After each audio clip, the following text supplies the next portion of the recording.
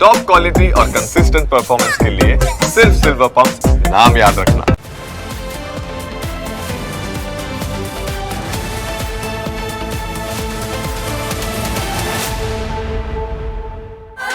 केम छो पापड़, अच्छा पापड़, सच्चा पापड़।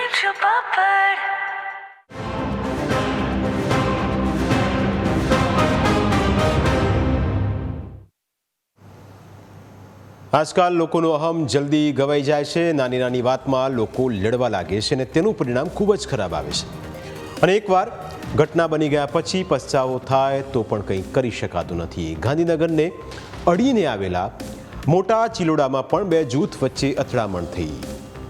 12 લાખમાં આ અથડામણ એ સમાજના લોકોને પણ પડી. આખરે શું હતી આખી ઘટના અને કેમ વાતનું વતેસર થયું તેની વાત કરી.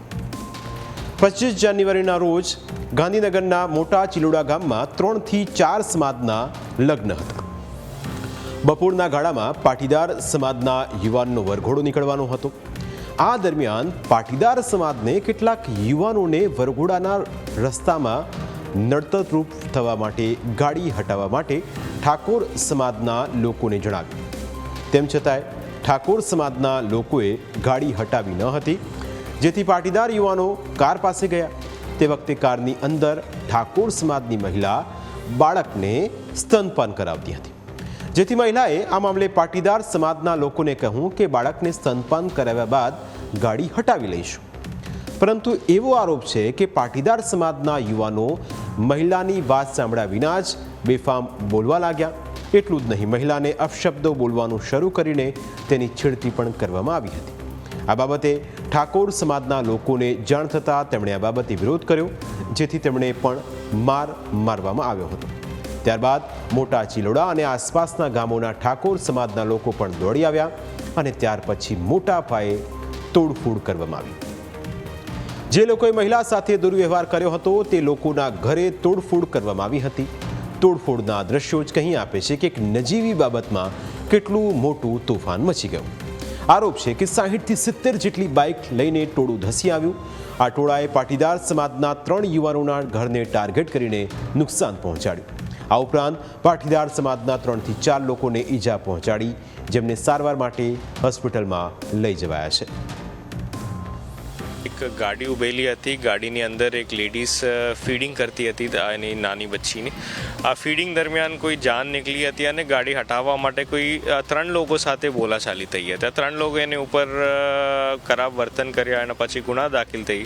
ગુના દાખલ પછી સાંજે 7 વાગ્યાની આસપાસ આ ફરિયાદી પક્ષવાળાના લોકો આરોપી પક્ષ ઉપર જઈને હમલા કરીને ઘરમાં તોડફોડ કરી છે. આ તપાસ ચાલુ છે. ગામના પણ લોકો છે અને બહાર ગામમાંથી લોકો આવેલું છે. અત્યાર સુધી જેવી રીતે મેં કીધું 7 લોકોની ધરપકડ થઈ. 3 આરોપી વડોદરા ગામની છે અને 4 આરોપી ચિલોડા ગામના છે. અત્યારે હાવ શાંતિ છે. ગામમાં પોલીસ પેટ્રોલિંગ પણ ચાલુ છે અને પોલીસ બંદોબસ્ત હાજર છે. ઘટનામાં તોડફોડ કરનારા લોકો સામે પાટીદાર સમાજના યુવાનો ફરિયાદ કરે તે પહેલા જ છેડતીનો ભોગ બનેલી મહિલાએ ચિલોડા પોલીસ મથકે ફરિયાદ નોંધાવી, જેથી પોલીસે આ મામલે 10 લોકોને રાઉન્ડ અપ કર્યા. પરંતુ બીજી તરફ પાટીદાર સમાજના લોકો આ ઘટનાને લઈ કંઈક અલગ જ હકીકત જણાવી રહ્યા છે. પાટીદાર સમાજના લોકોનું કહેવું છે કે ગામમાં વરઘોડો નીકળ્યો તે દરમિયાન ગાડી નડતી હતી, જેથી ઠાકોર સમાજના લોકોને ગાડી હટાવવા જાણ કરવામાં આવી, પરંતુ પાટીદાર સમાજના એક વ્યક્તિને મારવામાં આવ્યો. તેમનું કહેવું છે કે પાટીદાર સમાજના યુવાનોએ કોઈ મહિલાની છેડતી નથી કરી અને ગાડીમાં કોઈ મહિલા બાળકને સ્તનપાન નહોતી કરાવતી. આખી વાત ઉપજાવેલી કાઢેલી છે તેવું પાટીદાર સમાજના લોકોનું કહેવું છે. ગાડીમાં ફીડિંગ કરાવતા હતા એ વસ્તુ તદ્દન ખોટી છે, કારણ કે પોલીસનો તપાસનો વિષય છે. ગામમાં સીસીટીવી ફૂટેજ લગાવેલા છે, એના આધારે એ તો ચોખ્ખું થશે જ કે ગાડીમાં મહિલા હતી કે નથી. ગાડીમાં કોઈ હતું જ નહીં જે તે વખતે. એટલે ફરિયાદ ખોટી આપેલી છે એ લોકોએ પાટીદાર સમાજના બદનામ કરવા બાબતે.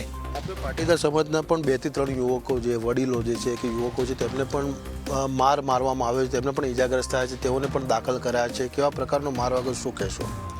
એ લોકોને 30ના હથિયાર ધોકા અને એવા વડે મારેલો છે. એમાં 2 જણા એડમિટ છે અને એક 85 વર્ષના કાકા છે. એ કાકા એકલા જ ઘરમાં હતા. છોકરાઓ એમના પરિવારવાળા બધા જાનમાં ગયેલા હતા. એટલે કાકા ઉપર હુમલો કર્યો હતો એમને, અને એમને 2 જણા બચાવવા આવ્યા, એમના ઉપર બી હુમલો કર્યો છે. અત્યારે હાલ એ સિવિલ હોસ્પિટલમાં અંદરના દર્દી તરીકે હાજર છે. ઘટનામાં એવી પણ હકીકત સામે આવી છે કે ગામની અંદર પાટીદારોની વસ્તી 1200 જેટલી છે અને ઠાકુર સમાજની વસ્તી પણ 1200 જેટલી છે. બંને સમાજો વચ્ચે આજ સુધી કોઈ ઝઘડો થયો નથી, પરંતુ આ ઘટના બહારથી આવેલા અન્ય ઠાકુર સમાજના વ્યક્તિની ગાડી હટાવી લઈને બની હતી.